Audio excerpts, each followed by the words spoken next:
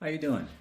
I wanted to talk a little bit today about moral disengagement, and by definition, it's the process of convincing the that ethical standards don't apply to oneself in a particular context. But the piece here that I really want to speak to is that it could also act as a prelude to ethical fading and eventual ethical breaches.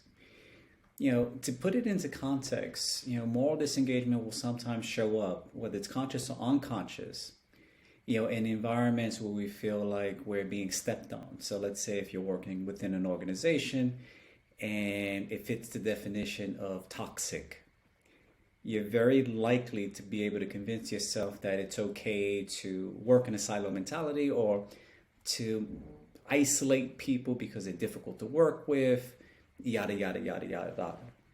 Now, the reason why it's important to understand that that's what's happening for that particular person who's taking those particular decisions is because if left on check, it leads towards ethical fading.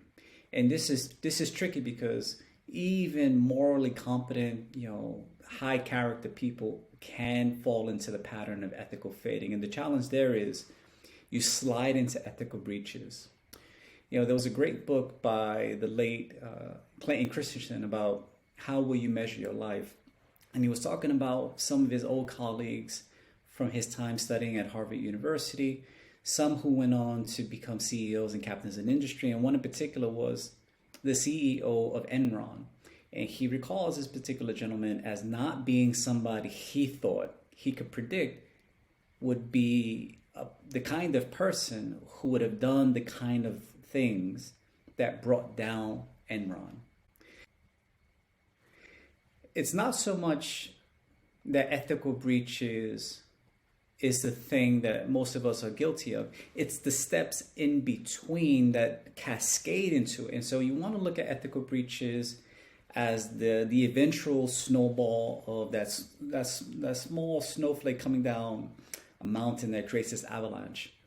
Well, the first snowball you see is moral disengagement. And as this continues to pick up steam, the way to put it out and to stop it from picking up more and more momentum is to make sure that we're conscious that if we don't check moral disengagement, that we're going to fall into ethical fading. So if we can stop that step from happening, we're more likely to prevent ethical breaches. And so that is the thing I'd like to point us to when you're back at the office or whether you're working remotely. Even if you see yourself as a high character person, just be mindful that it's not ethical breaches per se. It's the things in between that lead to that avalanche, because once that snowflake picks up enough steam, it's going to barrel out of control. And by that point, it's too late. Love to hear your thoughts. Leave your comments in the comment section below. Until then, see you next time.